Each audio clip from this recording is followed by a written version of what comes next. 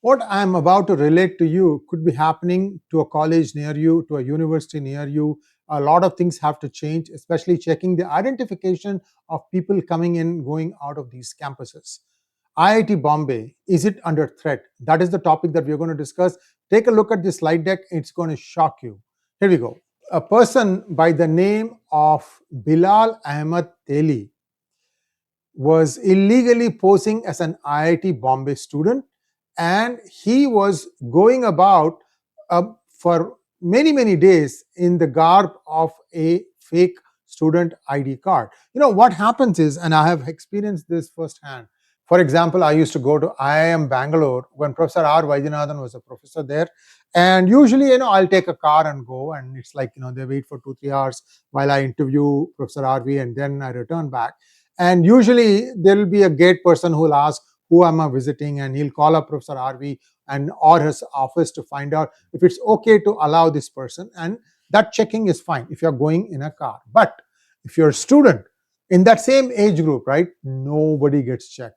There is like a gate that is smaller for walking in and out. People keep coming and going. Nobody checks them. I think that is important now. Just like you have in offices, you have this access card that will allow that will open the door to let you in. I think this is needed very badly. Unfortunately, many of these organizations are not built up to do that kind of reconnaissance or filtering, but I think it's needed high time.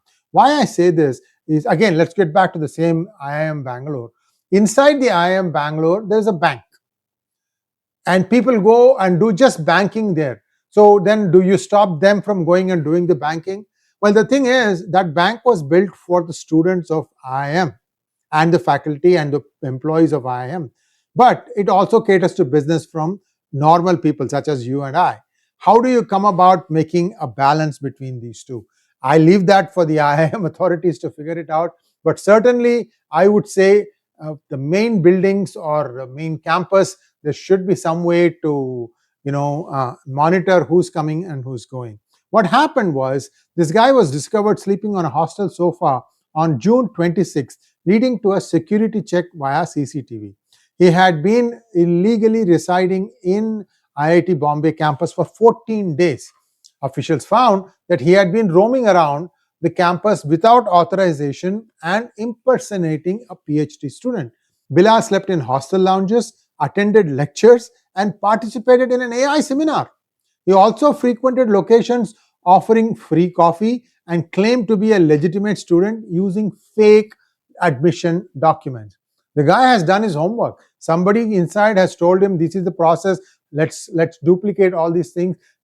I think this was more by chance that they caught him, and not because people were really keeping strict vigil. Interestingly, in 2023, he had stayed for a month without getting detected. He came and he went. Nobody seemed to have noticed. He had recorded videos of the campus, but claimed he did not share them with anyone. Yeah, right. I have a bridge to sell too. After being caught, Bilal was arrested and sent to 14 days of judicial custody till July 7th. Teli allegedly used 21 email IDs and multiple phone numbers to avoid leaving a digital trace. This guy was spying. I mean, this religion has taught nothing but bad stuff, I would say. Crime branch found Bilal had deleted large amounts of data on his phone. Efforts are underway to recover it using cyber forensics. Was IIT Bombay being targeted? Authorities have begun a deeper investigation into his activities and motives. Now, does this mean that other people, other universities, other campuses, do they have to start tightening it? You remember that in IISc, for a seminar, one guy was actually shot and killed by a terrorist. You remember that, right? Bilal hails from Surat, Gujarat, and works in a private firm, earning about 1.25 lakhs per month. Who is paying him this money? That guy should also be looked into. Academically, he completed his 12th standard, a 6-month software development course, and a 1-year web design diploma. His father runs a garment business. Bilal had traveled to Bahrain in 2024 and previously to Dubai, raising flags for intelligence agencies. IB and anti-terror units are interrogating him for possible anti-national links. I can tell you, It's all there. It depends upon how much they unearth and how much they reveal as having been having unearthed it. But this is a big wake-up call.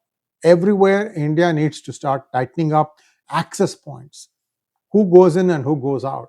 And I have seen a lot of abuse of this, guys. Like toilets in good places will be used for people who happen to be just passing by. I don't think that is right.